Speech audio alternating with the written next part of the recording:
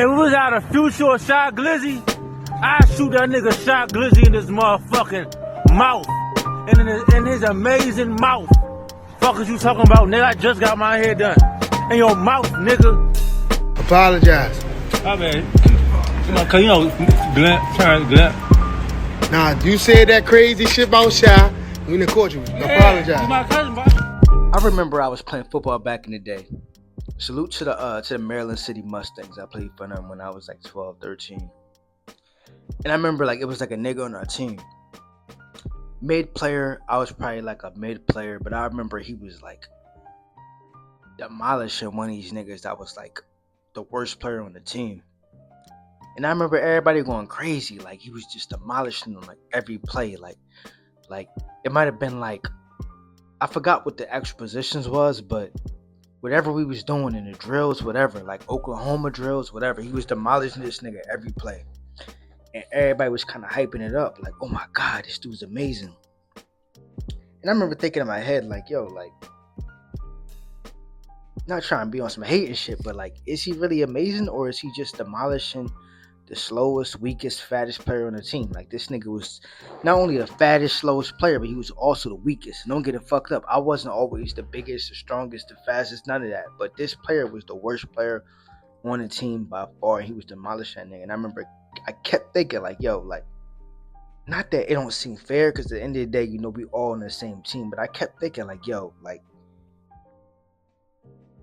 I want to see this nigga go against me or somebody that's kind of in our same tier and be able to do that. Like, I feel like that makes you that person.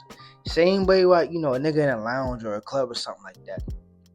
It's easy to go get the ugly fat bitch number or whatever like that. How about you go get the baddest bitch number in there? Then I think that counts. Not trying to hate, but it's like, you know, and if you do get the ugly fat bitch number, you crack a nigga, that's a win regardless. We all been there before. But I'm just saying, like, I think some of this shit only counts when you're going to get somebody that shit equal or above you or somewhere within that frame. You feel me? I don't think that it counts if a nigga goes and cracks, you know, a 700-pound female, or if a nigga try to fight somebody that's 97 pounds or something like that, or you trying to fight a nigga that's blind, or like, that don't count, bro. You feel me? So anyway, Moneyset Twin goes viral, which I haven't heard that name in a second. He was a popular rapper on 37th at one point. He still got a name or whatever like that. But he recently went viral for you know, kind of coming at this slow guy, whatever like that. For this is Shy Glizzy, and I can't find a video right now, so I'm gonna edit it in so y'all can check it out. Here it go. This shit remind me so much of how Taliban Glizzy took the nigga phone. Remember that video that went viral years ago with Taliban Glizzy took the nigga phone for just recording Shy Glizzy or whatever like that. The guy that was recording was probably like a Shy Glizzy fan. I don't know why Taliban did it. I guess he just felt like doing it at that moment just because he could.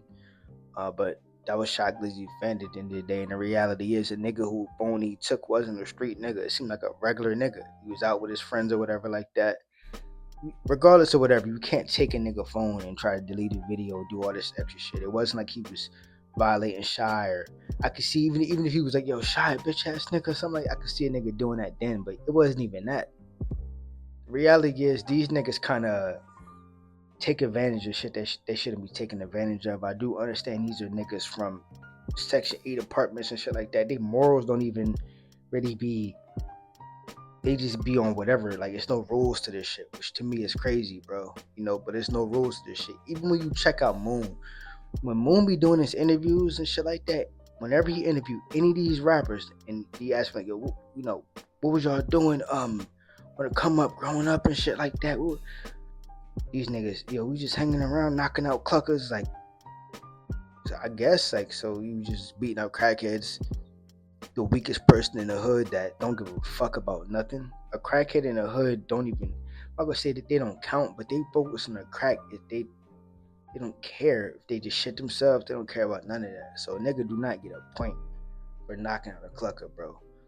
Moneyset Twin pressing this slow dude, he don't get no points for that, bro. Moneyset Twin, though, you gotta go drop some music or something like that. Matter of fact, let me check out like his last drops to see if bro's still doing numbers, because the way I see it, a lot of these 37 niggas should be doing crazy numbers anyway. Like, let me see. Moneyset twin. Okay, so he dropped a video a month ago with 33K. He dropped a video 2 years ago. 2 months ago, with 16K. Okay, so Moneyset's still doing numbers or whatever like that, but he not dropping too often because he not focused on rap. But regardless, bro, you trying to bully this slow dude? It's corny, bro. That shit corny. Digital Thugs him out. Like, comment, subscribe. Thank you for watching.